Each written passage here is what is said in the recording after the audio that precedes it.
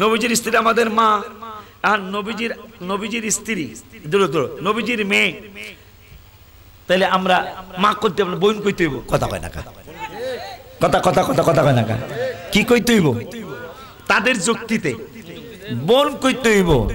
নবীজির কন্যা মা ফাতেমাতে জাহরা রাদিয়াল্লাহু তাআলা আনহাকে মা বলাটা এইটা আমাদের গল্প গুজবের মাধ্যমে নয়, মা ফাতেমাকে মা বলাটা কোরআন হাদিসের আলোকে।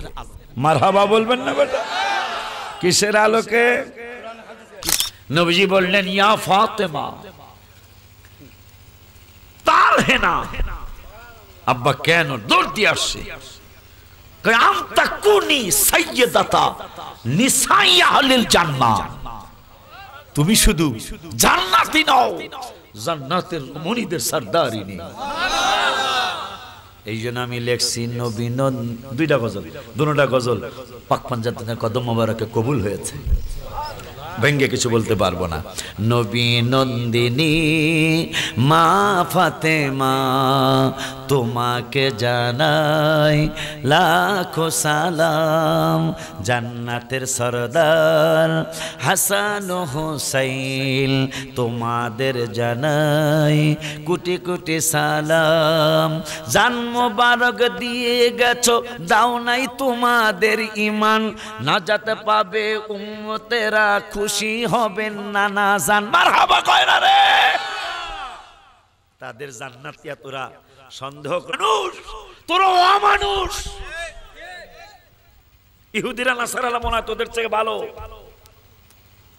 মা ফাতেমার জান্নাত নিয়ে, আলী রাদিয়াল্লাহু তাআলার জান্নাত নিয়ে, ইমাম হাসান হুসাইনের জান্নাত নিয়ে খ্রিস্টানদের তো কোনো কথা নাই, ইহুদিদের কথা নাই।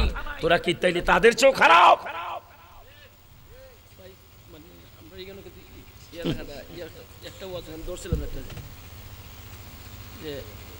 কিছু কিছু ভাইরা, আমি আর ভাইরা সেটা কইলাম না, আবু যর গফারি রাদিয়াল্লাহু তাআলা একটা হাদিস, কবরে নাকি মা ফাতেমাকে চিনবেন। আহা নাউজুবিল্লাহ কয় না কা? মা ফাতেমারে চিনব না, তুমি হুজুরের চিনব? হ্যাঁ, তুই যেটা কইছিস এইটাই কথা। কেটা জানি কি জানি, নবীর মেয়ে চিনবে না, হযরত আলীর বিবি চিনবে না, হাসান হোসেনের মা চিনবে না, শুধু চিনবে আমল। এ বাটপারের কি কইতাম আর, আমি আর গালি দিতে পারি না। আল্লাহ তো বলছেন আনতাহাবাতা আমালুকুম ওয়া আনতুম লা তাশউরুন।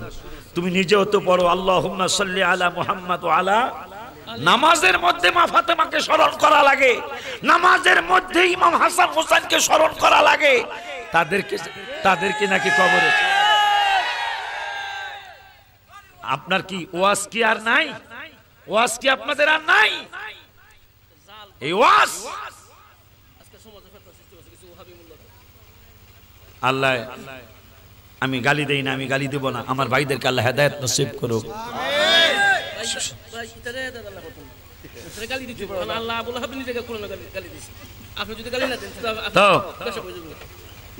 আমার এই বাটপার ভাইগুলা, এগুলা কি কথা?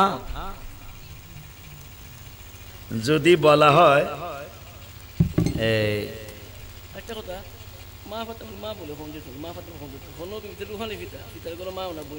এটা তো আহলে হাদিস, এটা আবার আহলে হাদিসের কথা, এটা আবার কমিরা কয় না, এটা আবার আহলে হাদিসের কথা। মা ফাতেমারে মা কোন যাইব না?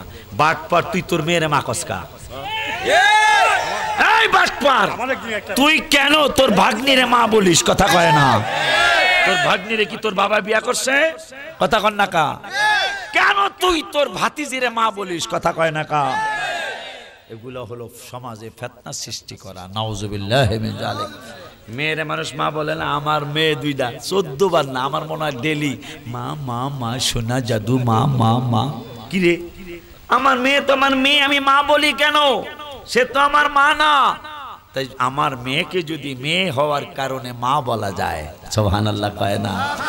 আর এবারে রিকশা ড্রাইভার এইবার রে সিনে বই একবার কয় বাবা আসতে সালাম। আচ্ছা এই রিকশাওয়ালা ঘের মায়ের বিয়া করছে নি? কথা কন না কে লেগা?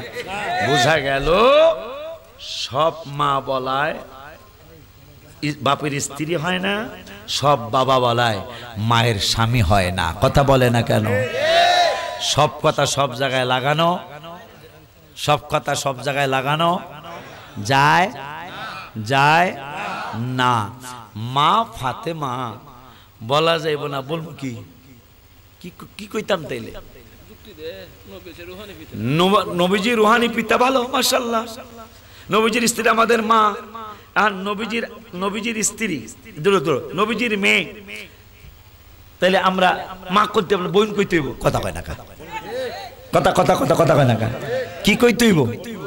তাদের যুক্তিতে বোন কইতে হইব। নবীজির কন্যা মা ফাতেমাতে জাহরা রাদিয়াল্লাহু তাআলা আনহাকে মা বলাটা এইটা আমাদের গল্প গুজবের মাধ্যমে নয়, মা ফাতেমাকে মা বলাটা কোরআন হাদিসের আলোকে। মারহাবা বলবেন না বেটা? কিসের আলোকে?